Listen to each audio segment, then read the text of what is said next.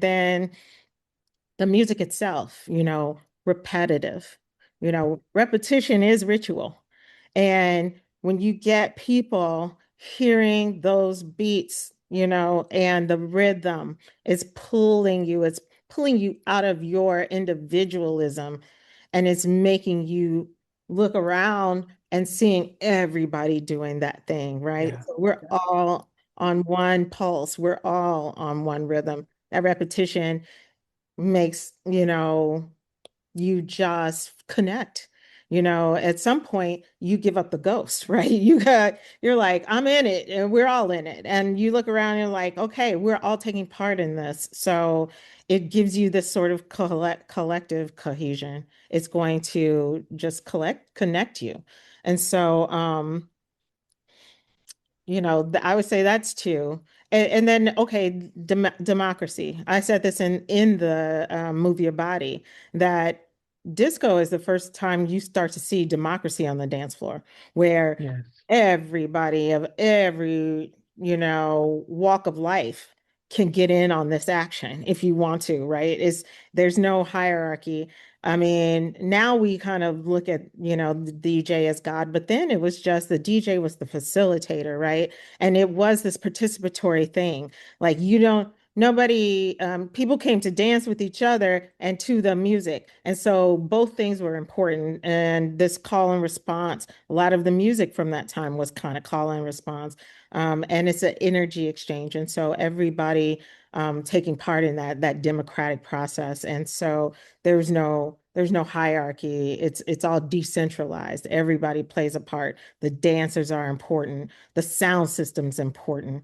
The maestro is important. But the music on the platter, right? The people that have to make the music, that's equally as important. So all of those things come together to kind of create this participatory experience that is very democratic.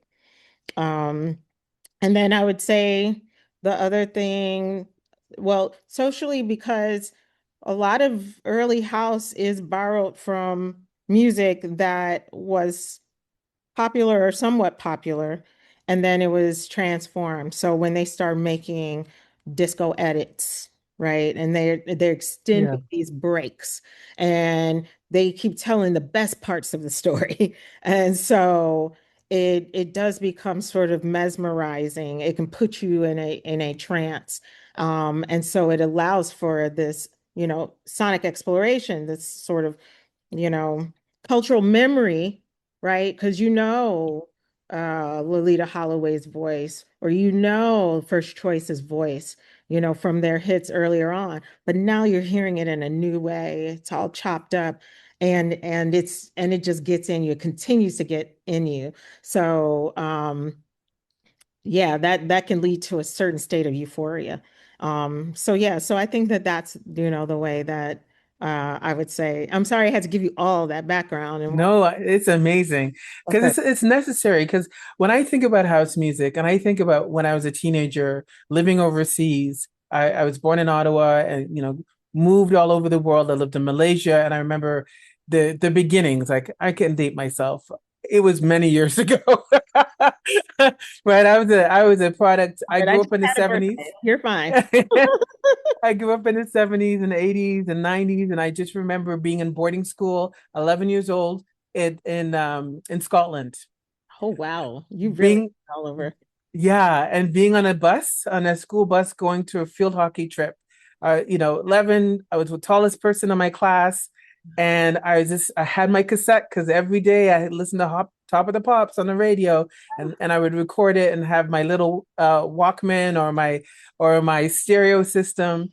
And for me, the moments that were transformative is that despite what was going on in my reality of being this young child thrown into this boarding school, I connected with the DJ. I connected with the music and the way the breaks, and I'd be dancing and moving my body and just being in a moment.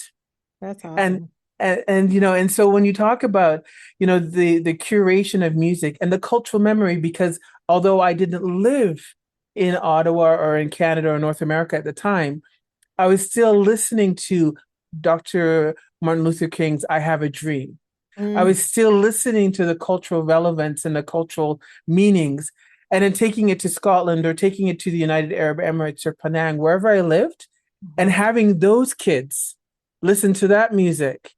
And we didn't necessarily speak the same language Yeah. or have the same reality, but when that beat came on, we were ready, right? And so that's kind of international, global aspect of house music, and so really thinking about that transformation Yeah. and what you were saying about how you think about the beginnings in the historical context. And I think that is so important because oftentimes in mainstream spaces, when people talk about house music, it gets lost as who started it, Hmm. where are the roots? Because certainly now, as we see in in different parts of the world where roots are being uplifted and erasure is happening for those of us who are from historically marginalized communities, including myself, who is a member of the 2S LGBTQ plus communities, where we have to reinsert our stories all the time, right? Yeah. At every point in every moment. And so for me, hearing you talk about